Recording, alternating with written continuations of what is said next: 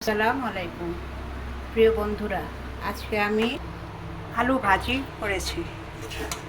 এই যে আলু ভাজি করেছি আর খাসির গোস্ত রান্না করেছি।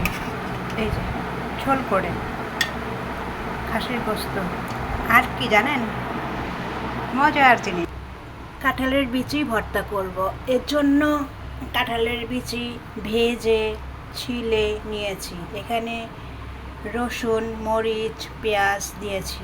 এখন বাটায় বাটবো। এই যে বাটা বিছিয়েছি, এখন বাটবো। আগে এই রসুন আর মরিচ বেটে নিব, পরে কাঁঠালের বিচি বাটবো। এদিকে রসুন মরিচ বাটা হয়ে গেছে। এখন এই যে এটা বাটবো। এই যে কাঁঠালের বিচি বাটা হয়ে গেছে। এখন এই যে পেঁয়াজ বাটবো। পেঁয়াজ বাটা হয়ে গেছে, এখন ভালো করে আবার বাটবো। এই যে বাটা হয়ে গেছে। হ্যাঁ, কেমন হয়? যদি ভালো লাগে লাইক, কমেন্ট, শেয়ার করতে পারেন। আল্লাহ হাফেজ।